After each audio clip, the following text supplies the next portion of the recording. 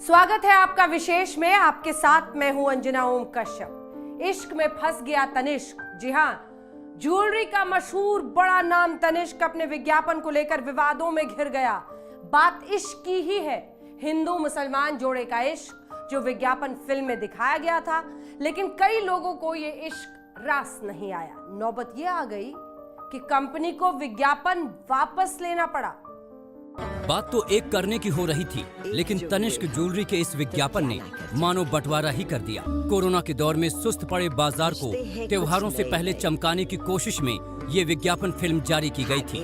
मकसद था लोगों की भावनाएं जोर मारें, एकता की थाली में परोसी गई मोहब्बत की रेसिपी देखकर ग्राहक निहाल हो जाएं और सूने पड़े शोरूम दुकानों में फिर से रौनक लौट आए।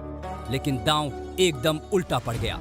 कंपनी को न सिर्फ विज्ञापन वापस लेना पड़ा, बल्कि लाखों करोड़ों लोगों की नाराजगी उठानी पड़ी। सो अलग आखिर ऐसा क्या है इस विज्ञापन में जो इस कदर बवाल मच गया? समझिए। विज्ञापन फिल्म में एक परिवार में गोद भराई की रस्म दिखाई जा रही है। मां बनने जा रही महिला को हिंदू दिखाया गया है, जबकि उसका ससुराल वालों का धर्म मुस्लिम है। ये भी संदेश दिया जा रहा है कि गोद भराई की रस्म मुस्लिम परिवारों में नहीं होती, लेकिन महिला के ससुराल ने अपनी हिंदू बहू के लिए खास तौर पर गोद भराई की तैयारी की है।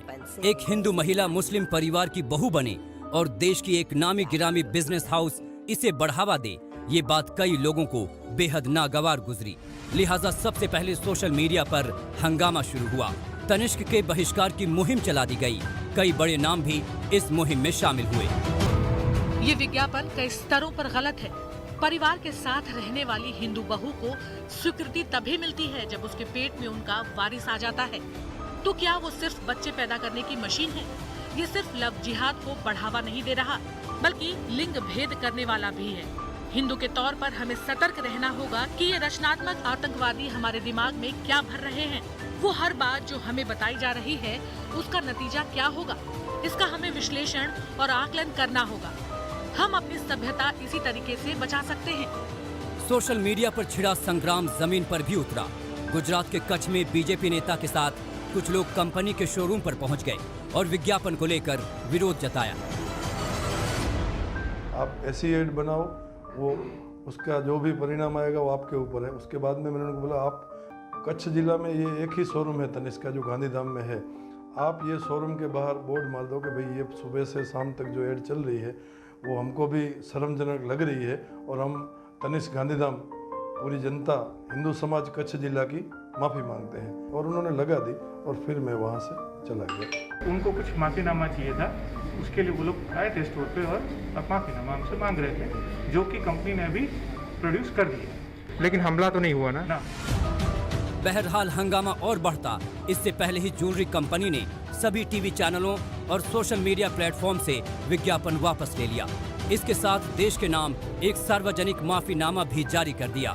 इसमें कहा गया है कि हमारे विज्ञापन अभियान का मकसद ये था कि ऐसे मुश्किल दौर में लोग एक दूसरे के साथ आएं और इसी एकता की भाव की खूबसूरती का जश्न मनाया जाए। लेकिन लोगों की प्रतिक्रिया मकसद से एकदम उलट और बेहद तल्ख रही।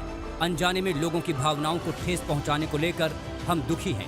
इसीलिए अपने कर्मचारियों और शोरूम स्टाफ की भलाई के लिए हम ये विज्ञापन वापस ले रहे हैं। अब इसे ज्वेलरी कंपनी की बदकिस्मती कहें या कुछ और, पहले तो विज्ञापन चलाने पर बवाल भड़का और अब विज्ञापन वापस लेने पर भी बात खत्म नहीं हो रही। विपक्षी नेता ये कहकर सरकार को निशाना बनाने में जुट गए हैं कि तनिष्क का पीछे हटने का फैसला देश के हालात का आईना है। तनिष्क विज्ञापन विवाद का ये दुखद अंत है। तनिष्क का आत्मसमर्पण बताता है कि देश में कुछ लोगों ने कितना ज्यादा खौफ का माहौल बना दिया है। मैं जिस देश में पला बढ़ा, अब उसे पहचान पाना मुश्किल है। कभी सोचा भी नहीं था कि ऐसा दिन आएगा जब सांप्रदायिक नफरत फैलाना सामान्य बात हो जाएगी। हालांकि बीजेपी और उसके सहयोगी इस विवाद से सीधे तौर पर किनारा कर रहे हैं। संघ का कहना है कि ये सिर्फ एक कंपनी के कारोबारी हितों से जुड़ा मामला है, लिहाजा फैसला भी उसका अपना है। फर्म है, उनको लगा कि बिजनेस फर्म के इस विज्ञापन से उनके बिजनेस को लॉस हो सकता है, इसलिए उन्होंने उसको विड्रॉ कर लिया। उधर सोशल मीडिया पर बहिष्कार की मुहिम भले ही थोड़ी धीमी पड़ गई हो, लेकिन ठंडी नहीं हुई है। हालांकि कंपनी के पक्ष में भी कई लोग उतर आए हैं और ऊंचे दामों का हवाला देकर विरोधियों पर तंज कस रहे हैं कि बहिष्कार तब करना जब खरीदने की हैसियत हो। एक से दूजा सिरा जोड़ लेंगे। कच्छ से कौशिक कंटेछा के साथ आज तक ब्यूरो। क्या तनिष्क ने गलती की थी? अगर नहीं की थी तो विज्ञापन क्यों वापस ले लिया? क्या विज्ञापन वापस लेने का फैसला सोशल मीडिया के बढ़ते दबाव और कारोबारी नुकसान के डर से लिया गया? कई सवाल हैं जिसका जवाब मिलना आसान तो नहीं है, लेकिन हम टटोलेंगे जरूर। विज्ञापन में जो आवाज आपने सुनी वो एक्ट्रेस दिव्या दत्ता की है। दिव्या इससे पहले भी कई विज्ञापनों में आवाज दे चुकी हैं और उन्हें तारीफ भी मिल रही है, लेकिन इस बार बात अलग ऐसे है कि विज्ञापन का विरोध करने वाले कई लोग भी उनकी आवाज की तारीफ कर रहे हैं। इस विज्ञापन में सबसे शानदार और ध्यान खींचने वाली बात कुछ है तो वो दिव्या जी की शानदार आवाज। एक और शख्स ने लिखा, आपके खिलाफ कुछ भी नहीं है, लेकिन गलत तो गलत है। किसी ने पूछा, दिव्या क्या ये आपकी आवाज है? बहुत सुंदर और सुकून देने वाली। सोशल मीडिया पर मिल रही प्रतिक्रियाओं से दिव्या भी गदगद थी, लेकिन मामला इतना तूल पकड़ लेगा शायद उन्हें भी अंदाजा नहीं था। लिहाजा जब तनिष्क ने विज्ञापन हटाने का फैसला लिया तो वो अपनी राय रखने से खुद को रोक नहीं पाई।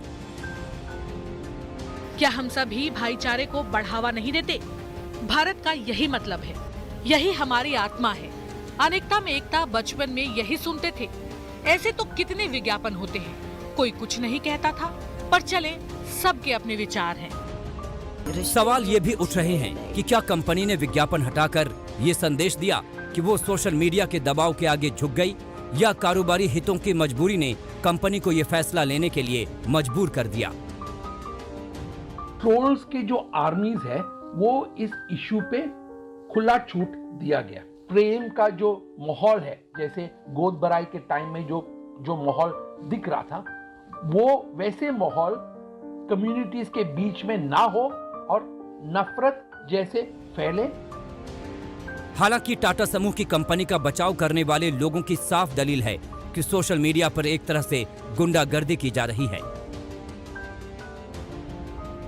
तनिष्क को दोष देना आसान है, लेकिन टाटा एक सम्मानित समूह है और विवादों से दूर रहता है। वैसे भी ऐसे संकट के दौर में कोई भी कंपनी सोशल मीडिया पर इस तरह की गुंडागर्दी झेलने के लिए तैयार नहीं है। विज्ञापन पर ऐतराज जताने वालों की एक दलील ये भी है कि जरा किरदारों के धर्म बदल कर देखिए, यानी अगर बहू को मुस्लिम और ससुराल को हिंदू दिखाया जाता तो क्या मुस्लिम इसे बर्दाश्त कर पाते? आज इस इश्तहार पे कंट्रोवर्सी क्रिएट करके जो लोग इसको ट्रोल कर रहे हैं, हमने अपने ही देश की नींव को तोड़ दिया है। ये सही नहीं है इस वक्त के लिए और आने वाले वक्त के लिए भी।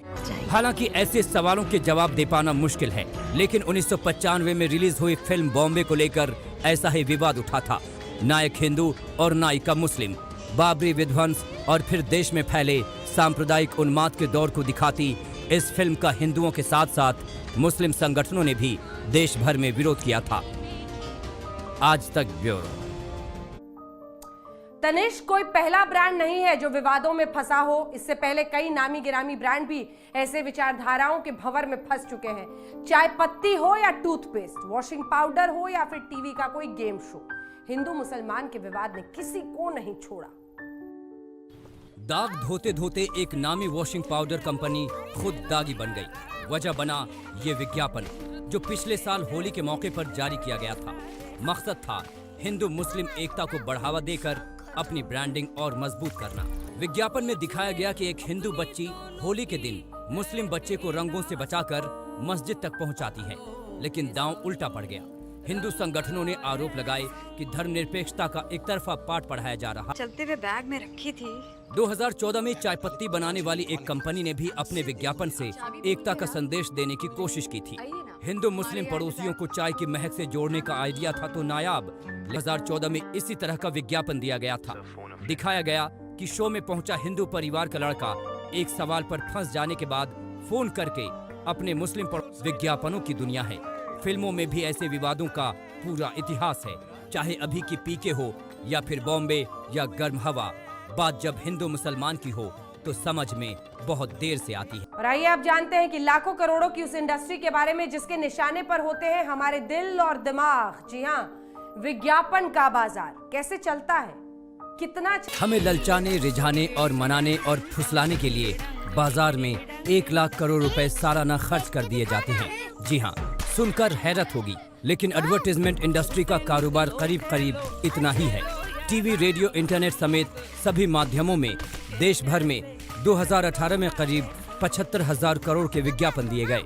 2019 में ये रकम 82,000 करोड़ से ज्यादा हो गई और इस साल ये आंकड़ा 91,000 करोड़ तक पहुंच चुका है। इस भारी भरकम बजट से करीब 37,000 लोगों को रोजगार मिला हुआ है। जाहिर है, जब इतनी बड़ी रकम दांव पर लगी है तो आपके दिलों को झंझोड़ने की कोशिश भी उतनी ही तगड़ी होगी। आज तक ब्यूरो। ये बिल्कुल सही जवाब है। विशेष में इतना ही। खबरों के लिए देखते रहिए आज तक।